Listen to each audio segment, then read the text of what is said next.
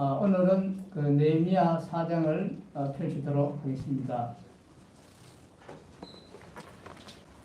느헤미야 4장 7절에서 오늘 14절 본문 말씀인데 제가 봉독해 드리겠습니다. 산발락과 도비아와 아라비아 사람들이 암몬 사람들과 아스돗 사람들이 예루살렘 성이 중수되며 그 허물어진 틈이 메꾸어진 간다함을 듣고 심히 분노하여 다 함께 깨하기를 예루살렘으로 가서 치고 그것을 요란하게 하자 하기로 우리가 우리 하나님께 기도하며 그들로 말미암아 파수꾼을 두어 주야로 방비하는데 유다 사람들은 이러기를 흙무더기가 아직도 많거늘 짐을 나르는 자의 힘이 다 빠졌으니 우리가 성을 건축하지 못하리라 하고 우리의 원수들은 이르기를 그들이 알지 못하고 보지 못하는 사이에 우리가 그들 가운데 달려 들어가서 살육하여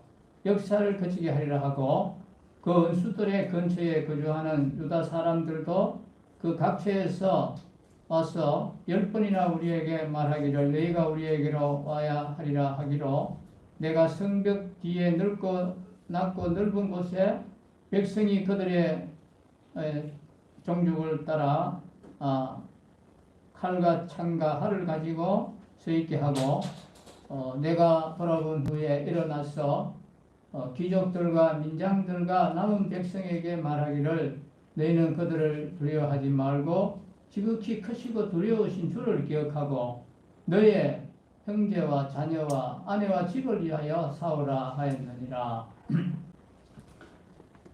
오늘 여기 말씀도 보셨지만 오늘 제가 제목은 대적들의 방해가 하나님의 뜻을 피할 수는 없다 이런 제목을 정했습니다.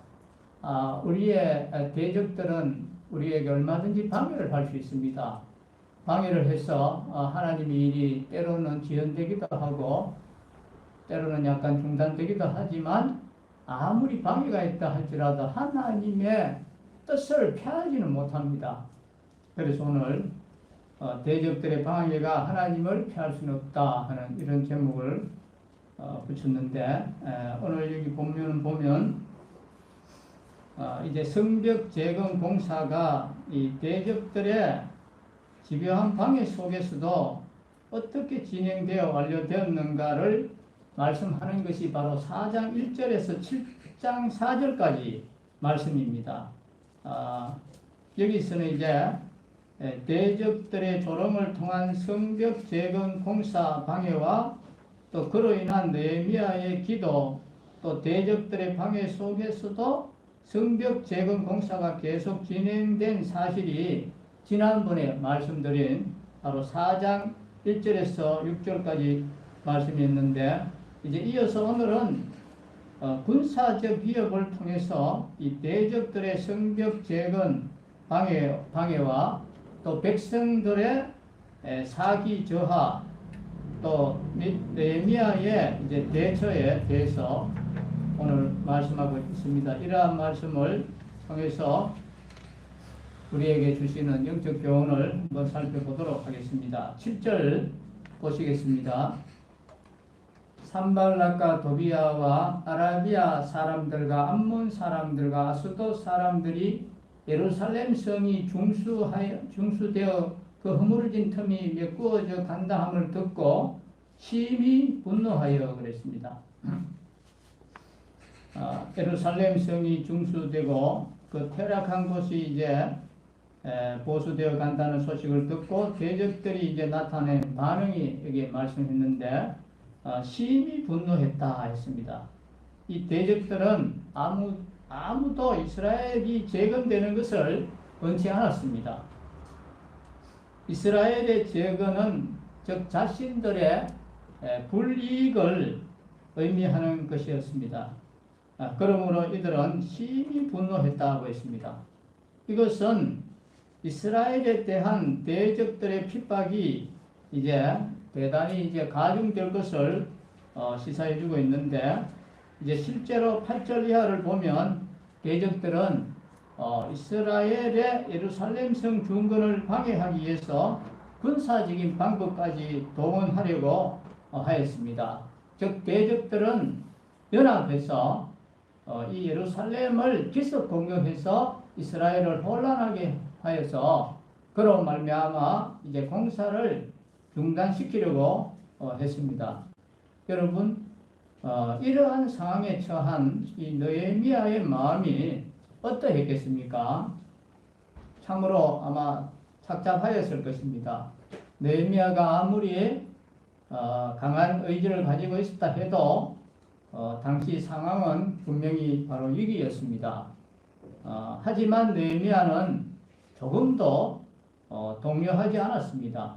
백성들은 동요했지만 느헤미야는 흔들리지 않았습니다. 그는 하나님만 굳게 믿었습니다. 바로 이 일이 하나님의 뜻에서 나온 것이기 때문에 하나님이 친히 이루신다고 하는 이것을 느헤미야는 굳게 믿은 것입니다. 그래서 그는 백성들을 무장시키고 계속해서 일을 진행시켰습니다. 한 손에는 작업 도구를 들고 또 한 손에는 무기를 들고 이렇게 일을 했습니다. 느헤미야나 또 그의 수하의 사람들은 잠을 잘 때도 옷을 벗지 아니했습니다. 참으로 이 예루살렘 중건에 임하는 느헤미야나 이스라엘 자손들이 얼마나 그 열심히 대단했다는 것을 우리가 볼 수가 있습니다. 그 결과로 이 대적들은 예루살렘을 습격할 수 없었고 성벽 공사는 중단되지 않고 착착 진행이 되어서 마침내 공사 개시 52일 만에 완료가 되었습니다. 참으로 이것은 기적 같은 일이 일어난 것입니다. 대적들이 이 성벽을 재건할 수 없다고 비웃을 만큼 열악한 조건에서 또 대적들의 해방을 받으면서도 이 52일이라고 하는 단시일 안에 성을 중건하였다는 것은 가히 기적이라고 밖에 할 수 없습니다. 여기서 우리는 중요한 사실을 알 수 있습니다. 그것은 우리에게 뭐만 있으면 하나님의 일을 중단시킬 수 없다는 것을 우리가 배웁니다. 우리가 뭐만 있으면 됩니까? 우리는 믿음과 이 열정이 있어야만 됩니다. 믿음과 열정만 있으면 어떠한 방해도 불구하고 하나님의 일을 할 수 있습니다. 여러분, 하나님의 일은 우리가 하는 것 같지만 궁극적으로는 하나님이 하십니다. 우리는 단지 그분의 도구가 되어서 일하는 것입니다. 이는 물론 도구로서의 우리를 가소평가하는 그런 말이 아니라 무슨 일이든지 도구의 역할을 무시할 수 없습니다. 그러나 일을 이루는 것은 도구가 하는 것이 아니라 누가 합니까? 바로 일을 하는 자가 하는 자입니다. 하나님의 일은 하나님이 이루시는 것입니다. 그리고 이 하나님의 일은 아무도 중단시킬 수가 없습니다. 하나님은 홀로 전능하신 그러한 분이십니다. 하나님의 일을 방해하는 자는 있을 수 있어도 중단시킬 수는 없습니다. 그러므로 하나님의 일의 도구인 우리에게 뭐만 있으면 됩니까?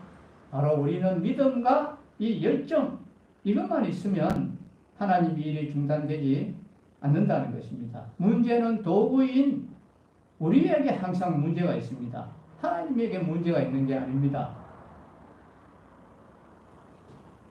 어떤 일을 하다가 도구가 제 역할을 하지 못하면 그것을 고치거나 또 당금질을 해야 합니다. 그럴 경우에 일은 일시적으로 중단될 수밖에 없습니다. 하나님의 일을 하는 우리에게 이 믿음과 열정이 사라지는 것은 도구가 무뎌진 것과 같은 것입니다. 그래서 하나님의 일은 일시 중단될 수 있겠습니다. 그러나 우리에게 믿음과 이 열정만 있다면 하나님의 일은 어떤 경우에도 중단되지 않다는 것입니다. 대적들의 방해가 너무 극심해서 일이 잠깐 지연되기는 할 수 있어도 중단될 수는 없다는 것입니다. 그러므로 우리들은 이 하나님이 일을 수행하는 데 있어서 아무리 극심한 방해를 받는다 할지라도 우리에게는 이 믿음과 열정만은 우리가 잃지 않도록 그렇게 해야 되겠습니다. 이제 8절, 9절 한번 보십시다. 다 함께 깨하기를 예루살렘으로 가서 치고 그것을 요란하게 하자 하기로 우리가 우리 하나님께 기도하여 그들로 말미암아 파수꾼을 또 주야로 방비한다고 했습니다. 대적들이 예루살렘을 기습 공격해서 요란하게 하고자 깨한 것과 또 느헤미야가 이에 대한 정보를 입수하고 하나님께 기도하면서 방비한 사실이 여기에 기록이 되어 있습니다. 이 당시 사마리아나 유다는 모두 이 페르시아의 속국이었습니다. 그러하기 때문에 이 산발랏은 선전포고를 하고 공식적으로 이 예루살렘을 침범할 수가 없었습니다. 그러므로 이 산발랏과 대적들은 예루살렘에 대한 기습 공격을 통해서 이 재건하는 일을 중단시키려고 했던 것입니다. 그러므로 이 느헤미야는 이러한 대적들의 계획을 알고 하나님께 기도하면서 도심을 구할 뿐만 아니라 이 파수꾼을 세워서 주야로 방비하게 했습니다. 그런데 여러분, 이 산발랏과 대적들이 그래하였던 것처럼 이 사단의 세력은 하나님의 교회를 무너뜨리기 위해서 온갖 그 계획을 다 동원하고 있습니다. 때로는 비방을 하기도 하고 때로는 자기 세력을 교회에 침투시켜서 이 교회를 혼란에 빠뜨리기도 합니다. 바로 이 적그리스도나 이 거짓 예언자들이 바로 그런 자들인데 이들이 바로 교회를 한번 습격하면 교회는 아주 치명적인 피해를 입게 됩니다. 20세기 말에 그 아주 그 유명했던 그 시한부 종말론 다미성교회라는 것이 있었습니다. 이것이 얼마나 이 교회에 치명타를 입혔는지 모릅니다. 주님이 이제 재임하신다고 날짜까지 잡아놓고 해서 많은 혼란을 일으켰는데 그때 이 교회는 마치 무서운 전염병이 돌듯이 굉장한 피해를 받습니다. 여러분, 이러한 일은 언제든지 일어날 수 있습니다. 그 이후에도 또 뭐 신천지라든지 뭐 앞으로도 얼마든지 그러한 것들이 많이 나올 수 있습니다. 사탄은 할 수만 있으면 이 교회를 무너뜨리려고 하는 것입니다. 그것이 최대 그들의 목표인 것입니다. 교회는 이 사단에게 있어서 바로 원수입니다. 그래서 사단은 교회를 무너뜨리기 위해서 수단 방법을 가리지 않고 있습니다. 사단은 결코 신사가 아닙니다. 그는 틈만 보이면 언제든지 교회에 자신의 세력을 침투시켜서 교회를 혼란하게 하는 참으로 그런 아주 악한 자들입니다. 그러므로 이 교회는 이에 대비하지 않으면 안 되는 것입니다. 교회는 마치 느헤미야가 대적들의 기습에 대비해서 하나님의 도우심을 구하며 파수꾼을 세워서 방비했던 것처럼 이 사단의 세력이 교회 안으로 침투하지 못하도록 하나님의 도우심을 구하는 기도를 우리는 끊임없이 드리고 영적인 경계를 게을리 해서는 안 되는 것입니다. 성경은 또 영을 다 믿지 말고 시험하라고 말씀했습니다. 교회는 거짓 하나님의 말씀을 전하는 자들이 교회 안에 발붙이지 못하도록 시험하고 또 시험해야 하는 것입니다. 성경 말씀에 비추어 이 그릇된 교훈을 전하는 자들에 대해서는 단호하게 물리쳐라고 했습니다. 여러분, 하나님을 의지하는 우리는 사단을 두려워할 필요가 없습니다. 우리는 하나님을 의지하고 그를 대적하면 천하의 사단이라도 다 피하게 되어 있습니다. 그러나 그렇다고 해서 우리가 사단을 가소평가해서는 절대 거물이라는 것입니다. 어리석은 장수일수록 전쟁터에서 상대를 가소평가하는 것입니다. 사단은 결코 우리가 가소평가할 만한 그런 만만한 상대가 아닙니다. 그의 관계는 우리의 상상을 초월하고 우리가 틈만 보인다면 우리를 즉시 공격해서 멸망의 길로 이끌어가는 것입니다. 우리는 이 다윗이 잠시의 그 방심으로 사단의 공격을 받아서 간음과 이 살인이라고 하는 치명적인 죄를 범하고 그로 말미암아 그가 얼마나 큰 고통을 당했는지 우리가 잘 알고 있습니다. 그러므로 우리는 이 사단을 두려워하지 않으면서도 사단을 철저히 경계하고 방비해야 하는 것입니다. 그에게 우리의 틈을 보이지 않기 위해서 우리는 늘 영적으로 각성하고 깨어 있어야 하는 것입니다. 자, 9절 한번 다시 보겠습니다. 우리가 우리 하나님께 기도하여 그들로 말미암아 파수꾼을 두어 주야로 방비하는 데 있습니다. 기도하며 또 파수꾼을 두어 주야로 방비했다. 여기서 우리가 또 좀 더 생각해 봐야 되는데 우리는 꼭 이렇게 해야 되는 것입니다. 하나님께 기도도 해야 하지만 우리가 할 일을 해야 하는 것입니다.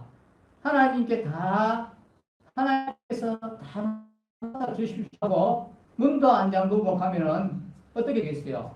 우리는 도둑을 맞게 되겠죠. 그래서 도둑 맞고 나서 하셨다고 우리가 그렇게 불평할 수 있겠습니까?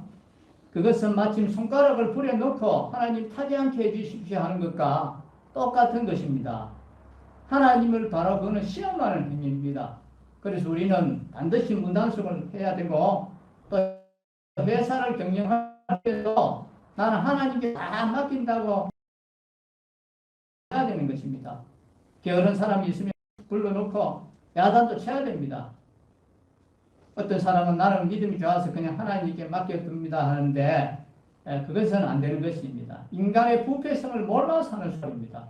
느헤미야도 이 파수꾼을 두어서 주야로 방비했다고 했습니다. 그것이 믿음이 부족해서 그렇습니까? 천만의 말씀입니다. 하나님께 의지하여 기도도 하고 그 다음에 내가 할 일을 해야 된다는 것입니다.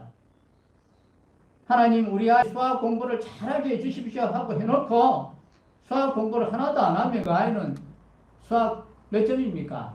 빵점입니다. 아시겠죠? 예, 하나님께서 성적을 안 올라가게 해줍니다. 왜? 그런 자에게 성적을 올라가게 해준다면 하나님은 이걸 완전히 뭐로 만듭니까? 하나님을 투기꾼으로 만든다는 것입니다. 하나님은 그런 하나님이 아닙니다. 하나님의 창조의 원리는 심음대로 거두는 것입니다. 열심히 공부하면서 주님이 지혜를 주십시오. 감당할 수 있도록 취미도 주십시오. 이렇게 기도하면 하나님이 취미가 있으면 공부도 재미가 있는 겁니다. 그런데 이 취미가 없는 사람은 코에 껴서 공부를 하니까 얼마나 힘들겠습니까? 그렇기 때문에 그런 것을 두고 우리가 많이 기도해야 됩니다. 기도하고 노력하면 하나님께서 우리의 봉사를 통해서 기도를 이루실 줄 믿습니다. 제가 청소 일을 해보지를 않았습니다. 청소 일은 교회에서 밀대질 제가 했는 거, 집에서 청소 정도 하는 거지 내가 무슨 청소 일을 전문적으로 해본 적이 없어요. 그런데 하나님이 대구시청에 와서 반장의 일까지 시켜주시는 겁니다. 제가 그게 안 되는데 그래서 제가 한 가지 해야 될 일이 있었어요. 거기 물 청소할 때 보면은 그 돌돌이라는 기계가 있습니다. 그 기계를 돌려야 되는데 이 기계가 되게 어려운 거예요.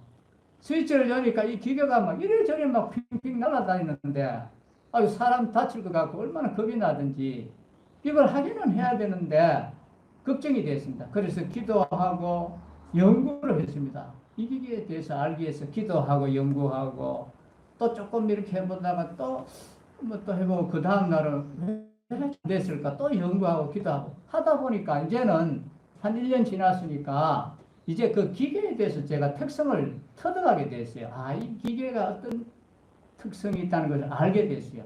기도만 했다고 해서 그 기계가 아마 저한테 하나님이 하루아침에 다 습득하도록 그렇게 안 해주시더라 이 말입니다.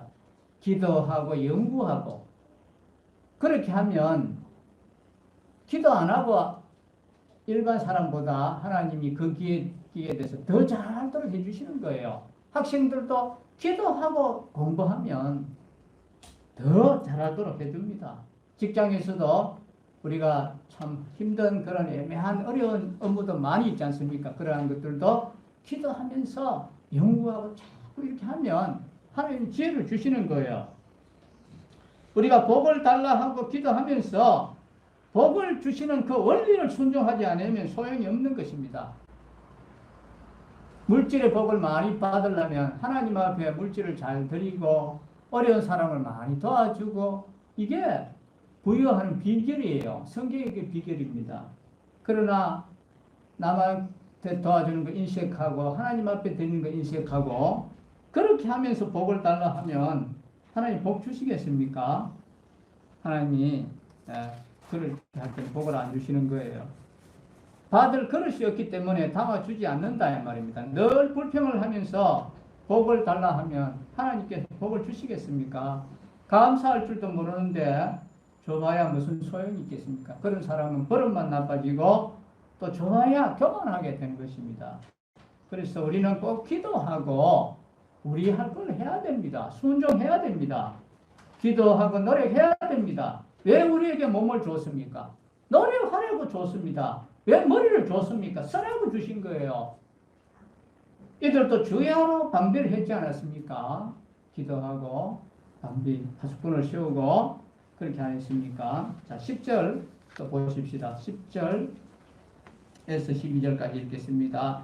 유다 사람들은 이르기를 흙무더기가 아직도 많거늘 짐을 나르는 자의 힘이 다 빠졌으니 우리가 성을 건축하지 못하리라 하고 우리의 원수들은 이르기를 그들이 알지 못하고 보지 못하는 사이에 우리가 그들 가운데 달려 들어가서 살려하여 역사를 거치게 하리라 하고 그 원수들의 근처에 거주하는 유다 사람들도 그 각처에서 와서 10번이나 우리에게 말하기를 너희가 우리에게로 와야 하리라 했습니다.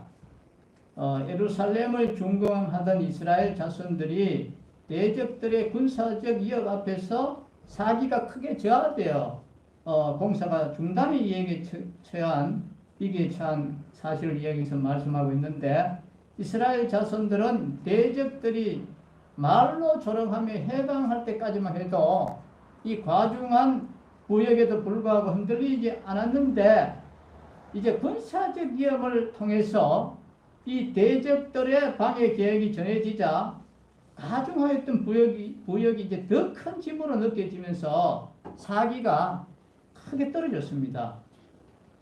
그러면서 성벽 공사를 계속할 의욕을 이제 상실하고 말았는데 그래서 우리가 성을 건축하지 못하리라 이제 여기까지 갔습니다.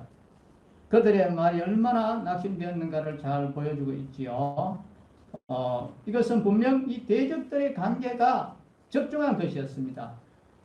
아마도 대적들은 군사적 위협을 통해서 방해 계획을 미리 이제 흘림으로써 이스라엘 자손들의 사기를 저하시키고 그것을 통해서 이제 공사를 중단시키려 했던 것입니다.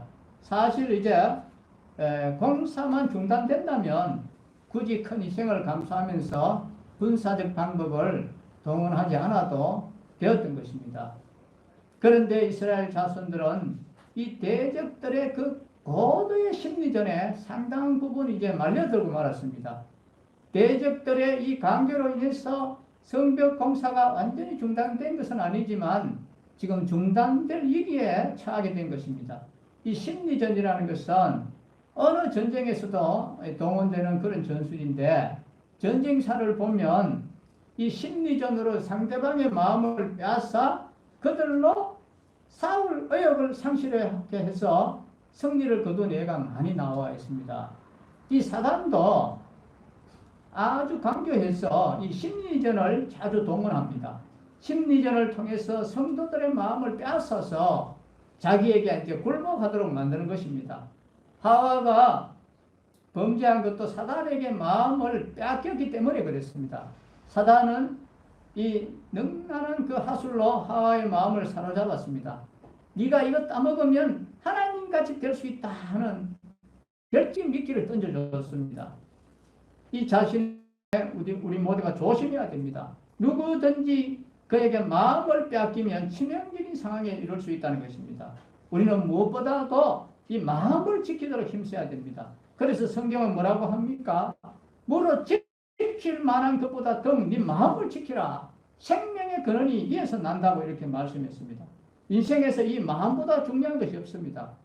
바울이 어디로 향하는가에 따라서 마음이 어디로 향하는가에 따라서 인생의 내용이 훌륭하고 가치 있는 것들로 채워줄 수도 있고 또 비루하고 형편없는 것들로 채워지기도 한다는 것입니다. 마음먹기에 따라서 많은 것들이 달라지는 것입니다.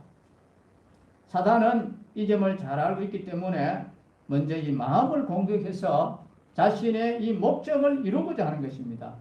예수님께서 당신이 당하게 될 그 고난과 죽음 등에 관해서 제자들에게 말씀하실 때 이 베드로가 뭐라고 했습니까? 주님 그러시면 안 됩니다. 그랬습니다. 얼마나 그 참 우리 인간적으로 보면 힘이 되고 참 용기가 되는 말입니까? 근데 주님 뭐라고 했습니까?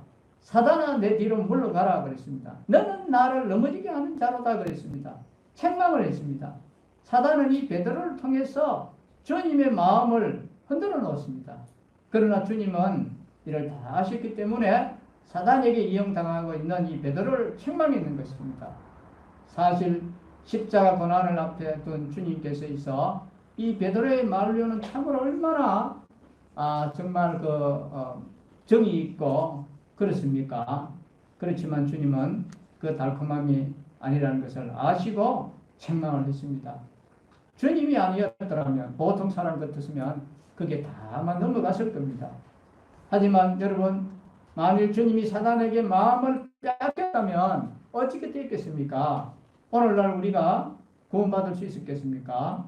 그래서 우리는 마음을 강하게 해서 이 사단에게 마음을 뺏기지 않도록 이 사단의 강제를 항상 우리가 조심해야 됩니다. 사단은 우리의 이 마음을 상하게 할 때가 얼마나 많습니까? 그래서 이를 포기하게 하고 얼마나 우리를 실망시킬 때가 많습니다.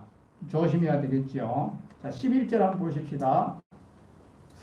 우리의 원수들은 이르기를 그들이 알지 못하고 보지 못하는 사이에 우리가 그들 가운데 달려 들어가서 살려하여 역사를 거치게 하리라 그랬습니다. 이제 대적들이 예루살렘 성을 중건하는 역사를 거치게 하고자 기습 공격을 이제 계획했습니다. 이스라엘 자손들은 이런 계획을 알고 크게 이제 낙심했습니다. 12절에 보니까 이 대적들과 인접한 곳에 거주했던 사람들은 무려 10번이나 와서 지원을 요청할 정도로 그들은 극심한 두려움과 이 혼란의 상태에 빠져 있었습니다. 여러분 그렇다면 이스라엘 자손들이 이렇게 두려워하며 혼란에 빠진 이유가 어디에 있습니까? 그것은 그들이 하나님을 절대적으로 신뢰하지 못했기 때문에 그렇습니다.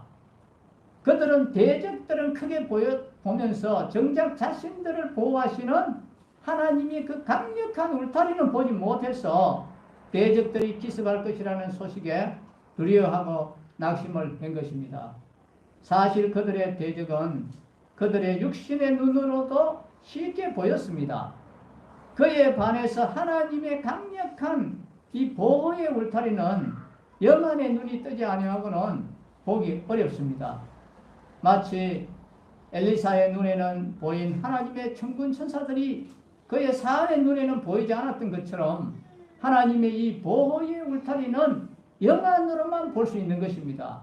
그래서 하나님의 백성이라는 영안이 떠여 있지 않으면 위기에 처했을 때 우리는 낙심하고 좌절하게 일수라는 것입니다. 그러나 여러분 하나님은 당신을 의뢰하는 사람에게는 언제나 든든한 울타리가 되어주시는 것입니다. 그 울타리는 아무리 강력한 대적이라도 뚫을 수 없는 울타리라는 것입니다. 다윗은 믿음으로 이 사실을 잘 알고 있었습니다. 그래서 다윗은 뭐라고 고백했습니까? 천만이 나를 둘러치려 하여도 나는 두려워하지 않는다고 고백을 했습니다. 다윗만 그렇게 고백한 것이 아니라 바울도 우리가 사방으로 움켜삼을 당하여도 사이지 아니하며 답답한 일을 당하여도 낙심하지 아니한다고 고백을 했습니다.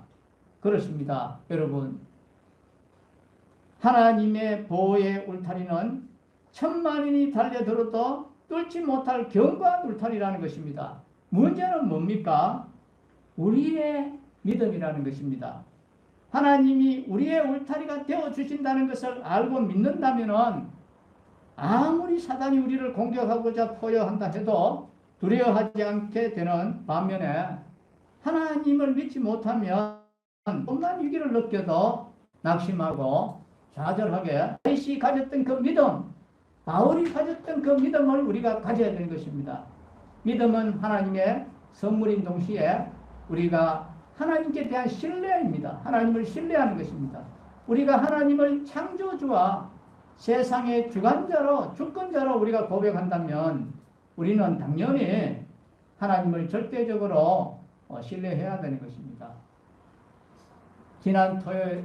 지난주에는 제가 어버이날도 있고 해서 가정의 달이고 해서 아이들 만나러 올라갔다 왔습니다.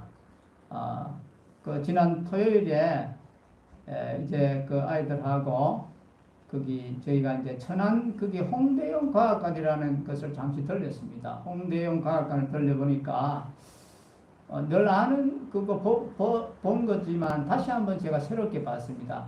거기 이제 태양계가 있는데 태양이 있고 또 수성도 있고 금성, 지구 이 별들이 쫙 있는데 참 신기한 것은 이 수많은 그 별들, 바닷가의 모래알 같은 그 수많은 별들 중에 그 지구라고 하는 조그만 그의 점도 또 잘 찍을 수 없는 정도의 작은 요 지구라는 여기에 흙도 있고 산도 있고 바다도 있고 구름도 있고 인간이 살 수 있도록 조화를 맞추어 가지고 거기에 우리 세계 인구가 한 6, 70억 지금 살고 있다 이 말입니다.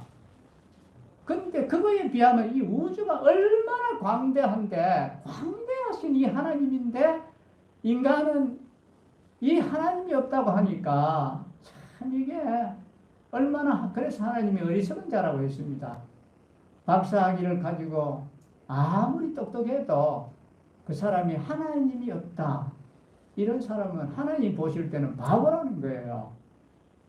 그걸 보면서 우리 주님을 다시 한번 제가 찬양하게 됐는데 자 12절 한번 보십시다. 12절에 그 원수들이 근처에 거주하는 유다 사람들도 그 각처에서 와서 10번이나 우리에게 말하기를 너희가 우리에게로 와야 하리라 이렇게 했습니다. 이제 유다 변경에 곧 대적들과 인접 지역에 사는 유다 사람들이 10번이나 찾아와서 이 성의 역사를 중단하고 자기들을 도와달라고 이렇게 요청하고 있습니다. 그들은 이제 변경에 거했으니까 아마 위험도 가장 많이 느낀 것은 확실하겠지만 이 느헤미야에게 도움을 전혀 대기 안 했습니다. 안 그래도 느헤미야는 지금 큰 일을 지금 해야 되는데 이렇게 하니까 얼마나 힘이 빠졌겠습니까? 마침 그들은 베드로가 예수님께 그러했던 것처럼 느헤미야를 시험하는 자들이었습니다. 느헤미야가 이들의 요청에 예루살렘 성이 중건을 계속 해야 되나 말아야 되느냐 얼마나 갈등했겠습니까? 믿음이 없는 자들은 이와 같이 교회에 유익을 주기는커녕 도리어 시험거리가 된다는 것입니다. 느헤미야가 믿음의 사람, 하나님 중심의 사람이 아니었더라면 이 시험을 아마 극복하기가 어려웠을 것입니다. 그러나 그는 하나님의 뜻을 최우선 순위에 두었기 때문에 대적의 계략에 말려들지 않았습니다. 우리는 흔히 이 시험이 먼 곳에서 온다고 이렇게 생각하기 쉬운데 정반대로 가장 가까이에서 오는 경우가 많습니다. 동복, 형제나 자녀 아니면 품의 아내를 통해서 시험이 오는 경우가 많습니다. 사단은 얼마나 강력하기 때문에 우리가 쉽게 거절할 수 없는 사람들을 통해서 우리를 시험에 빠뜨리는 경우가 많습니다. 따라서 우리는 아무리 가까운 사람이라 할지라도 하나님의 뜻과 배치되는 것이라면 우리가 어떻게 해야 되겠습니까?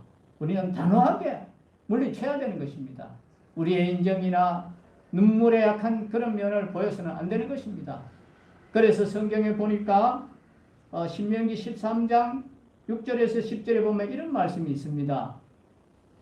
내 동복 형제나 내 자녀나 내 품의 아내나 너와 생명을 함께하는 친구가 가만히 너를 깨워 이르기를 너와 내 열조가 알지 못하던 다른 신들 곧 내 사방에 둘러있는 민족은 내게서 가깝든지 내게서 멀든지 땅 이 끝에서 저 끝까지 있는 민족의 신들을 우리가 가서 섬기자 할지라도 너는 그를 좇지 말며 듣지 말며 긍휼히 보지 말며 애쓰기 여기지 말며 덮어 숨기지 말고 너는 용서 없이 그를 죽이되 죽일 때에 내가 먼저 그에게 손을 대고 후에 뭇백성이 손을 대라. 그는 애굽 땅 종되었던 집에서 너를 인도하여 내신 내 하나님 여호와에게서 너를 깨워 떠나게 하려 한 자니 너는 돌로 쳐 죽이라. 이렇게 말씀했습니다. 얼마나 단호한 말씀입니까? 오늘 우리 역시 이 말씀의 기본 정신을 그대로 우리는 되살려서 아무리 가까운 사람이 요구를 할지라도 하나님의 뜻에 이거는 틀렸다면 단호하게 우리가 물리쳐야 되는 것입니다. 그렇지 않으면 우리는 사단의 시험에 무릎 꿇을 수밖에 없습니다. 여기 한번 보십시오. 아담을 넘어지게 만든 장본이 누굽니까? 바로 그의 사랑스러운 아내 아니었습니까? 그녀는 뱀의 유혹에 넘어가 하나님께서 금하신 나무 열매를 따서 먹고는 자기와 함께한 남편에게도 주어서 먹게 했던 것입니다. 아담은 이것이 자기를 넘어뜨리기 위한 사단의 전략임을 알지 못했기 때문에 아내의 말을 듣고 같은 죄를 범하고 말았습니다. 가까운 사람들이라고 방심해서는 안 되는 것입니다. 사단은 우리의 약점을 노리기 때문에 인정이 약한 사람들은 이 가까운 이들로 인해서 심각한 타격을 받게 되는 것입니다. 선지자 예레미야가 넘어지기를 바란 사람들은 다름 아닌 누군지 아십니까? 가까운 친구들이었습니다. 욥이 혹독한 시련을 겪을 때에 누가 욥을 흔들었습니까? 그의 아내가 차라리 하나님을 저주하고 욕하고 죽으라 그랬습니다. 여러분, 믿음이 없거나 약한 이들은 언제라도 사단의 도구가 될 수 있음을 우리가 꼭 기억해야 됩니다. 베드로도 사단의 도구가 되어서 주님을 시험한 일이 있음을 우리가 기억해야 됩니다. 우리는 언제나 인정이 아니라 뭐로 가야 됩니까? 하나님의 말씀 따라가야 됩니다. 사람을 따라가도 되지 않고 인정을 따라가도 되지 않고 이것이 내가 가는 길이 하나님의 말씀에 따라가는 길 맞으면 따라가고 그렇지 않으면 거기에 따라가서는 안 된다는 것을 우리가 기억해야 됩니다. 13절 이제 14절 보십시다. 13절 내가 성벽 뒤에 낮고 넓은 곳에 백성이 그들의 종족을 따라 칼과 창과 활을 가지고 서 있게 하고 내가 돌아와 본 후에 일어나서 귀족들과 민장들과 남은 백성에게 말하기를 너희는 그들을 두려워하지 말고 지극히 크시고 두려우신 주를 기억하고 너희 형제와 자녀와 아내와 집을 위하여 싸우라 그랬습니다.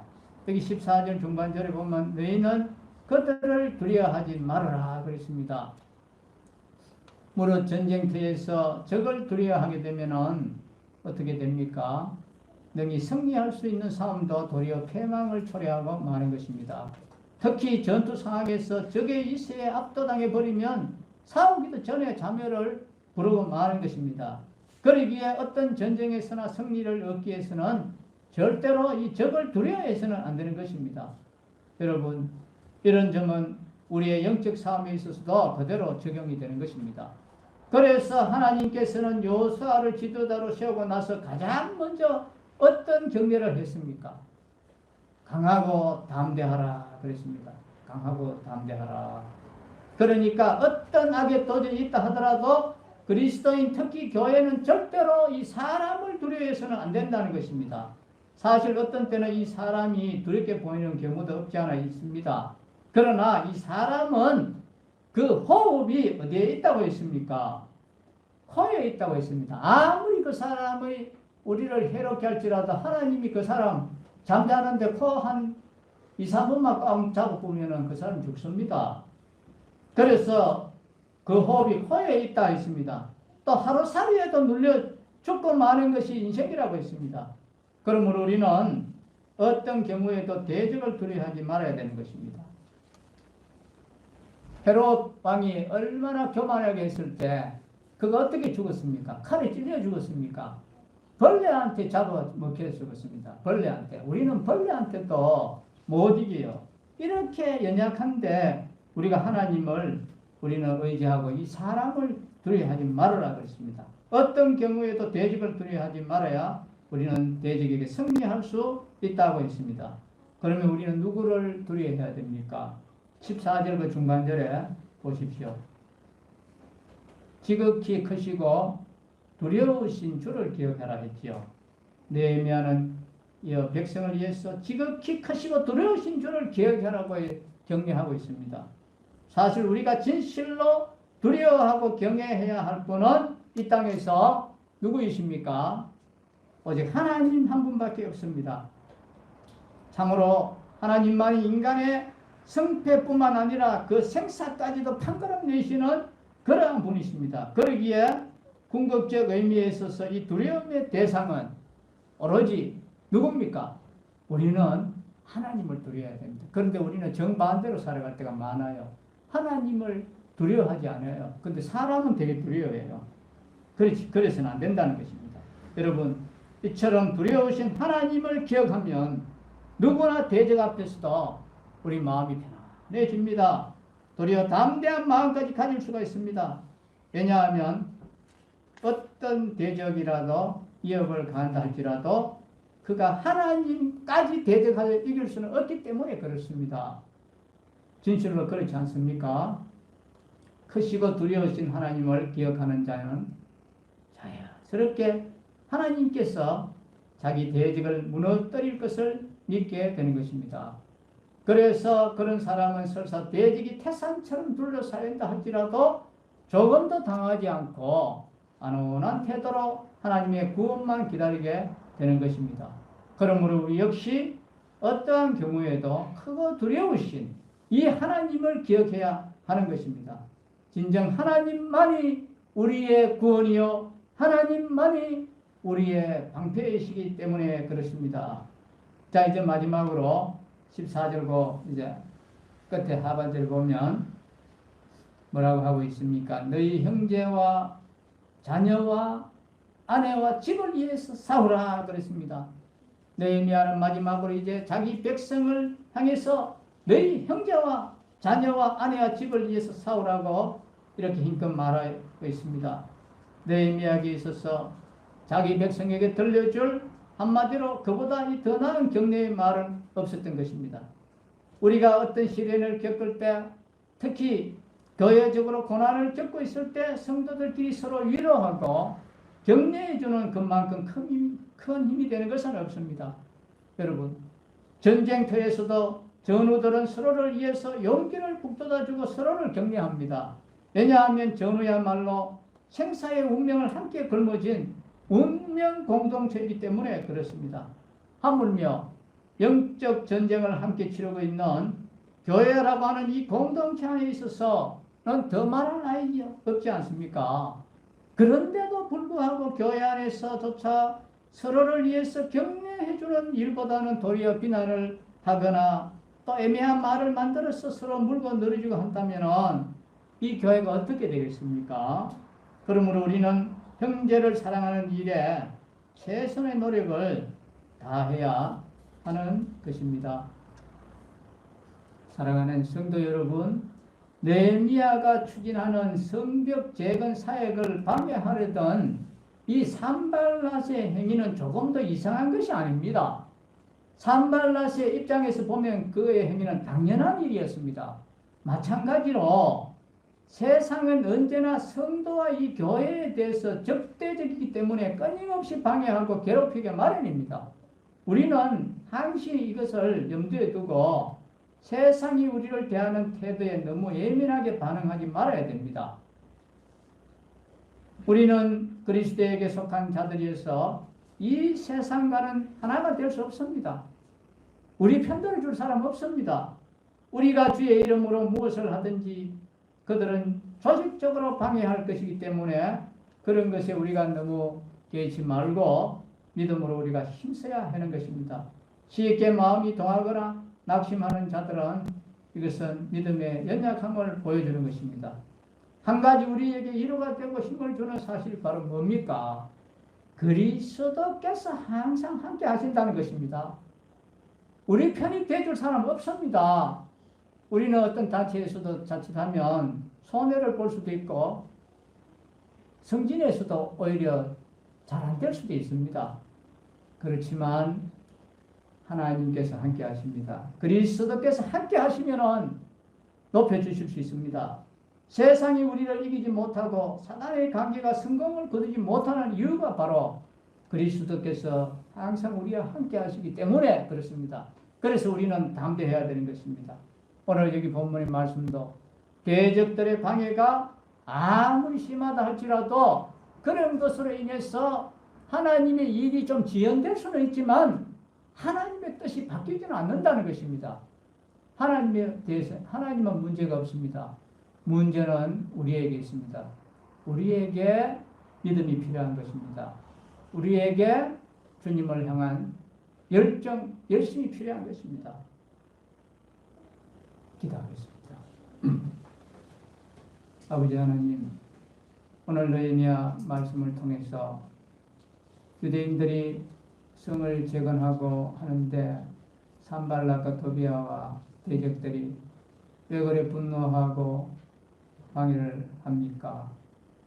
오늘날 사단은 우리 성도들을 넘어뜨리기 위해서, 교회를 넘어뜨리기 위해서 온갖 계략을 다 쓰고 있지만 우리는 사람을 두려워하지 않고 아무리 그들이 방해한다 할지라도 하나님의 뜻을 바꿀 수는 없기에 우리는 크시고 능하신 이 하나님을 두려워하며 의지하면서 승리하는 저희들이 되기를 바랍니다. 지금은 코로나로 인해서 사단이 또 이것을 통해서 얼마나 우리의 신앙을 흔들어 놓고 성도들과 자주 만나지 못하게 하고 하나님 떠나게 하는 이러한 지금 시점에 우리가 살고 있습니다. 아버지 하나님, 코로나를 우리가 조심은 해야 되지만 너무 두려워하지 않게 해주시고 모이기를 힘쓰고 하나님 의지하게 하여 주시옵소서. 우리 남부교회의 코로나로 주님 지켜주시고 도와주셔서 우리 남부교회를 통해서 계속해서 복음이 전거되고 하나님의 나라가 확장되는 이 일에 쓰임받는 저희들이 되기를 바랍니다. 주 예수 그리스도의 이름으로 감사하며 기도하옵나이다. 아멘.